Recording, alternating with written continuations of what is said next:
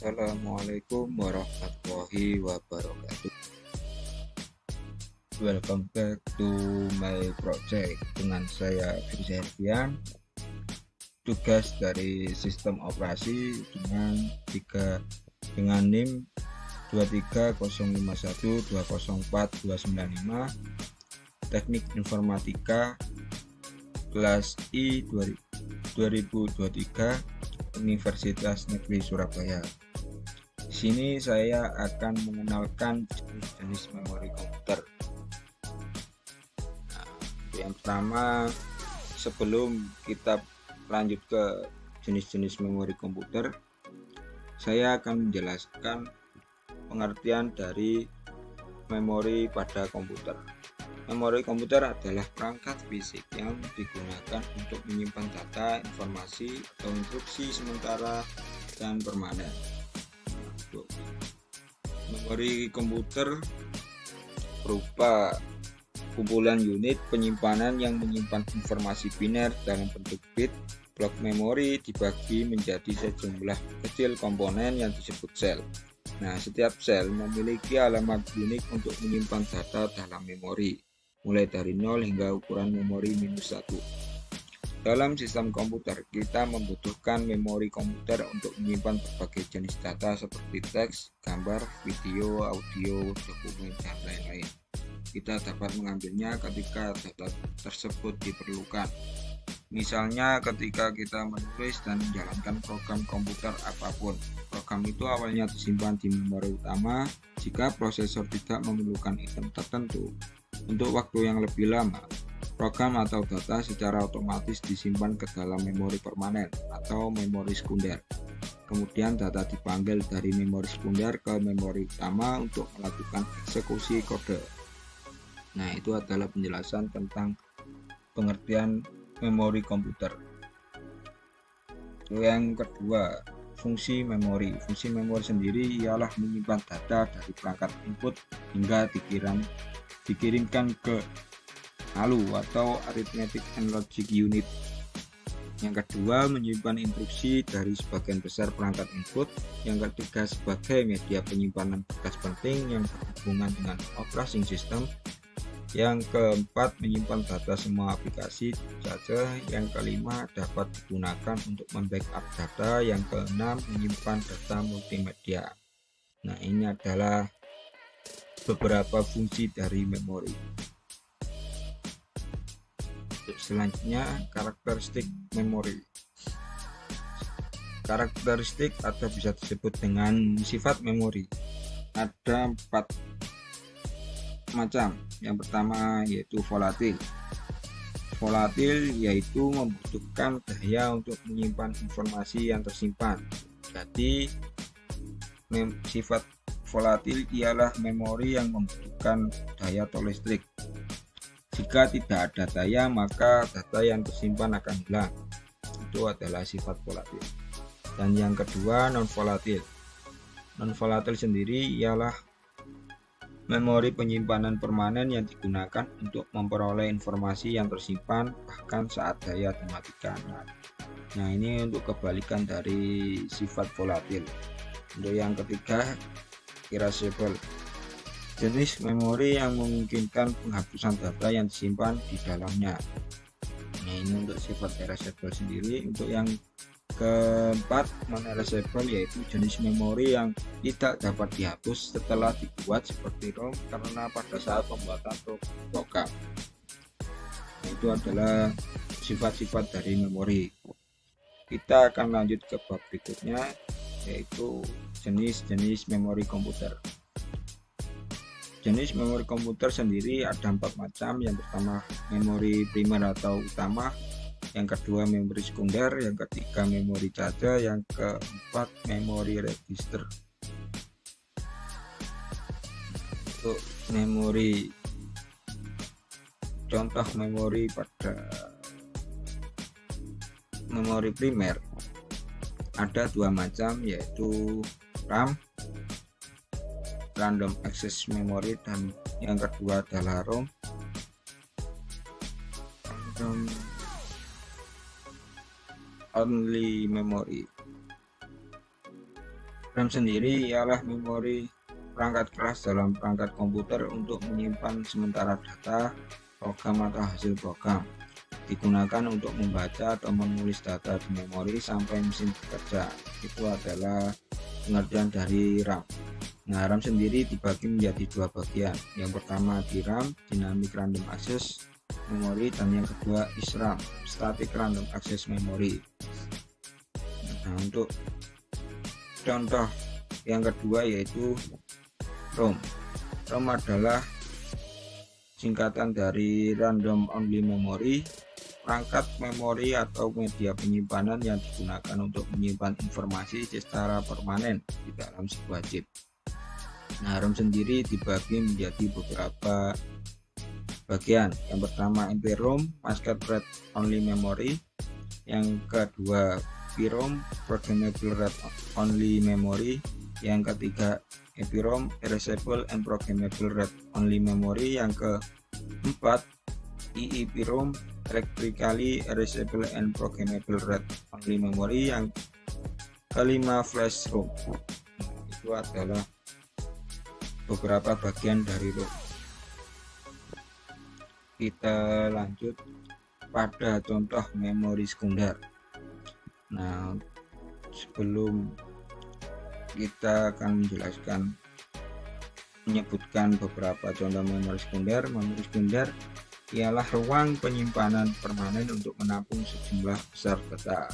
Memori sekunder juga dikenal sebagai memori eksternal yang mewakili berbagai media penyimpanan, di mana data dan program komputer dapat disimpan dalam jangka panjang, namun lebih murah dan lebih lambat dari memori primer. Tidak seperti memori primer, memori sekunder tidak dapat diakses langsung oleh CPU. Sebagai gantinya, data memori sekunder pertama-tama dimuat ke dalam RAM dan kemudian dikirim ke prosesor untuk membaca dan memperbarui data. Nah, berikut ini adalah contoh-contoh dari memori sekunder. Yang pertama ialah hard disk. Hard disk adalah perangkat penyimpanan permanen komputer bersifat non-volatil yang secara permanen menyimpan data, program, dan file dan tidak dapat kehilangan data penyimpanan saat sumber daya komputer dimatikan. Untuk itu saya akan menampilkan gambarnya yang berada di samping bawah.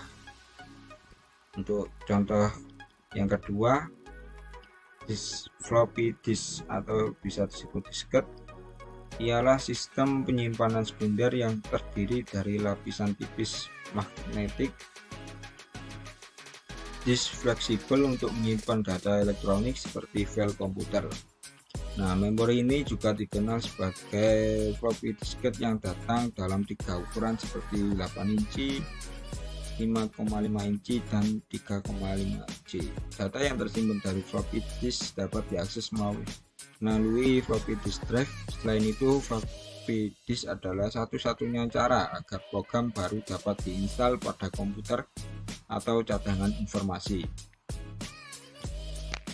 Untuk contoh selanjutnya, CD atau singkatan dari compact disk, perangkat penyimpanan disk optik, singkatan perangkat penyimpanan yang digunakan untuk menyimpan berbagai jenis data seperti audio, video, file OS, file backup, dan informasi lain yang berguna untuk komputer. CD memiliki lebar 1,2 mm dan tinggi 12 cm yang dapat menyimpan data berukuran sekitar 783 MB. Gunakan sinar laser untuk membaca dan menulis data dari CD. Nah, untuk contoh selanjutnya pada memori sekunder yaitu DVD. DVD ialah perangkat penyimpanan cakram optik yang memiliki ukuran yang sama dengan CD, tetapi dapat menyimpan jumlah data yang lebih besar daripada compact disk. DVD dikembangkan pada tahun 1995 oleh Sony, Panasonic, Toshiba, dan Philips, 4 perusahaan elektronik. DVD drive dibagi menjadi 3 jenis seperti DVD-ROM, DVD-R, dan yang terakhir DVD-RW. DVD dapat menyimpan berbagai format data seperti audio, video, gambar, perangkat lunak, sistem operasi, dan lain-lain. Kapasitas penyimpanan data dalam DVD adalah 4,7 GB hingga 17 GB. Untuk contoh selanjutnya, Blu-ray disc.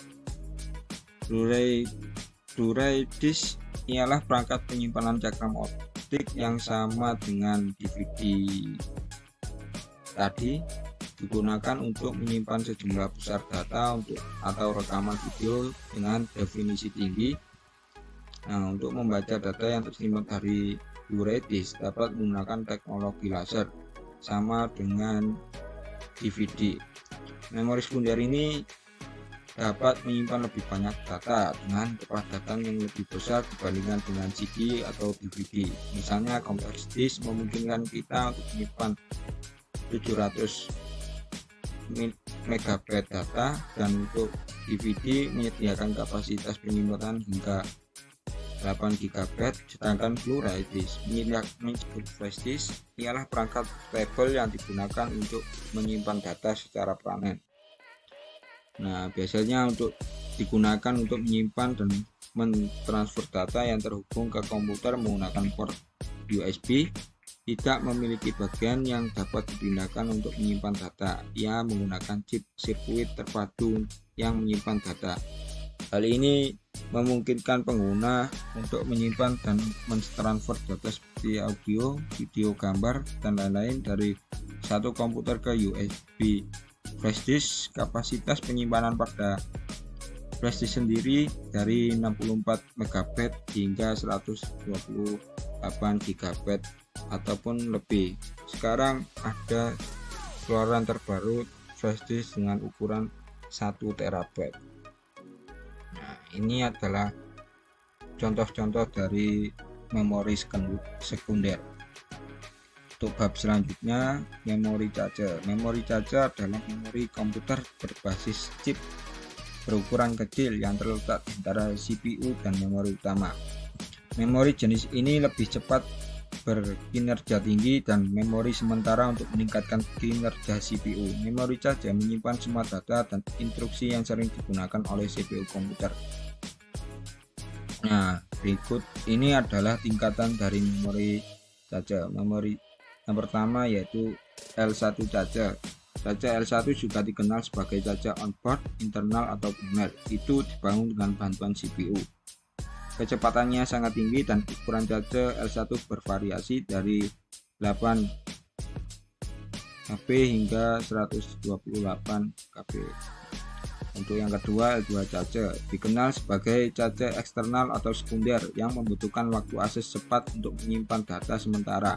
L2 cache dibangun ke dalam chip terpisah di motherboard, tidak dibangun ke dalam CPU seperti L1. Ukuran cache L2 mungkin sekitar 128